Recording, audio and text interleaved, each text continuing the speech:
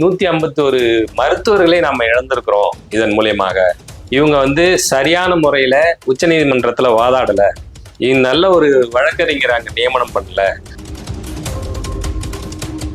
நம்மளுடைய சுகாதாரத்துறை அமைச்சராக இருக்கக்கூடிய அமைச்சர் அருண்ராஜ் அவர்கள் அவருக்கு பதில் சொல்லியிருக்கிறாங்க. நீலி கண்ணீர் வடிக்கும் மு.க. ஸ்டாலின் அப்படின்னு சொல்லி அவர் ஒரு தன்னுடைய எக்ஸ்தல பதிவுல நிரப்பப்படாமல் உள்ள இந்த 151 இடங்களுக்கும் என்ன செய்யணும் அப்படின்னு கேட்டீங்கன்னாக்கா, 2ஆம் கட்டமாக ஒரு கவுன்சிலிங் வைங்க. அதுல கட் ஆஃப் குறைக்காம 2ஆம் கட்டமா மறுபடியும் கவுன்சிலிங் வச்சு அதுல நீங்க நிரப்புங்க. அப்போ இந்த உரிமைகளை விட்டு கொடுக்காம நம்முடைய இந்த அரசாங்கம் உச்சநீதிமன்றத்தில் வாதாடி அந்த உரிமையை பெற்றிருக்கிறாங்கன்னு தான் இதுல இருந்து பார்க்க வேண்டியதா இருக்குது. உலகெங்கும் பரவி வாழ்கின்ற வல்லமை வலையொலி நேயர்கள் அனைவருக்கும் வணக்கம். ஐயா வணக்கம். அனைவருக்கும் வணக்கம்.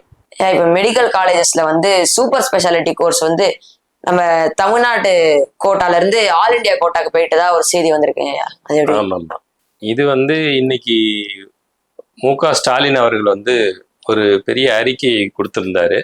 அதுல பாத்தீங்கன்னா, நமக்கு அதாவது தமிழ்நாட்டுக்கு வர வேண்டிய 151 இடங்கள் சூப்பர் ஸ்பெஷாலிட்டி உயர் சிகிச்சை மருத்துவத்துக்கான அந்த இடங்கள் இன்றைக்கு இருக்கக்கூடிய தாவேக அரசின் கவனக்குறைவின் காரணமாக இது மொத்தமா இழந்திருக்கிறோம். இது அப்படியே தமிழ்நாடு கோட்டாலேருந்து ஆல் இண்டியா கோட்டாவுக்கு போயிடுச்சு.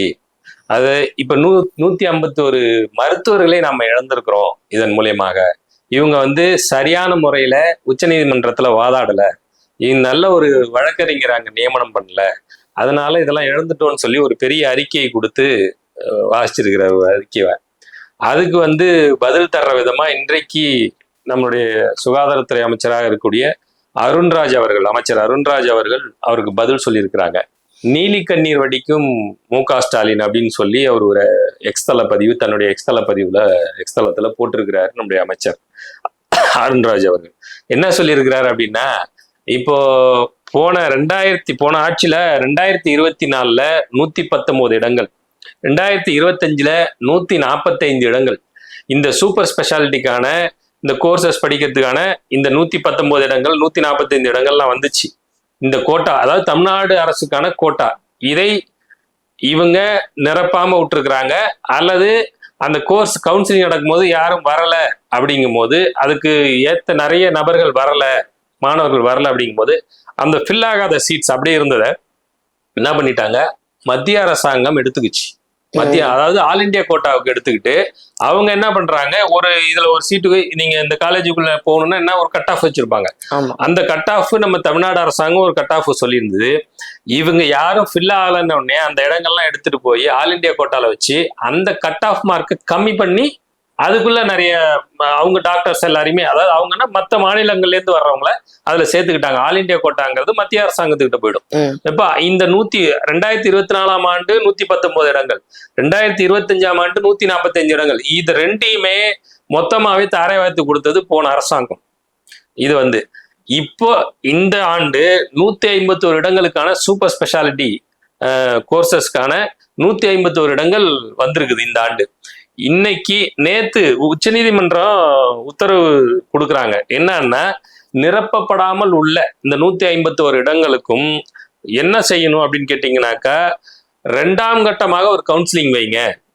அதுல கட் ஆஃப் குறைக்காம 2ஆம் கட்டமா மறுபடியும் கவுன்சிலிங் வச்சு அதுல நீங்க நிரப்புங்க அப்படின்னு சொல்லி மாநில அரசாங்கம் கோட்டாவிலே நிரப்பிங்கன்னு சொல்லியிருக்கிறாங்க. இது ஏன் சொன்னாங்கன்னா, இங்கே இந்த கவர்மெண்ட் அங்க ஒரு உச்ச நீதிமன்றத்துல ஒரு ஆகச்சிறந்த ஒரு வழக்கறிஞரை வைத்து வாதாடி இந்த தீர்ப்பை பெற்றிருக்கிறாங்க. இப்போ ஒருவேளை தமிழ்நாடு அரசாங்கத்தினால நிரப்ப முடியாம போயிடுச்சுன்னா இந்த 151 இடங்களையும் அப்படின்னா, அப்ப என்ன பண்ணுவாங்க, ஆல் இண்டியா கோட்டாவுக்கு கொண்டு போவாங்க. அப்படி கொண்டு போகும்போது கூட இவங்க என்ன சொல்றாங்கன்னாக்கா, நீங்க அப்படி இங்க நாங்க நிரப்ப முடியாமல் நீங்க ஆல் இண்டியா கோட்டாவுக்கு எடுத்துட்டு போறீங்க அப்படின்னாக்கா, அங்க நீங்க ஒருவேளை கட் ஆஃப் குறைச்சிங்கன்னா, கட் ஆஃப் மதிப்புகள் குறைச்சிங்கன்னா, அதுல என்ன பண்ணும்னா 151 இடங்கள்னா அதுல 50% மாநில அரசு கொடுக்கணும், மீதி 50% வேணா நீங்க எடுத்துக்கங்க அப்படிங்கிற மாதிரி வாதாடி அப்படி ஒரு தீர்ப்பை பெற்றிருக்கிறாங்க இன்றைக்கு நம்முடைய தமிழ்நாடு அரசு. ஸோ ஒரு எந்த ஒரு உரிமையும் விட்டு கொடுக்காம சரியான முறையில இதை அணுகியிருக்கிறாங்க தமிழ்நாடு அரசு அப்படின்னு தான் இதை பார்க்க வேண்டியதா இருக்கு. ஏன்னா கடந்த 2 ஆண்டுகளை நீங்க ஒப்பிடும் போது ஒட்டுமொத்தமாக தூக்கி ஆல் இண்டியா கோட்டாவுக்கு கொடுத்துட்டாங்க. தமிழ்நாடு கோட்டாலேருந்து தூக்கி போய் ஆல் இண்டியா கோட்டாவுக்கு கொடுத்துட்டாங்க.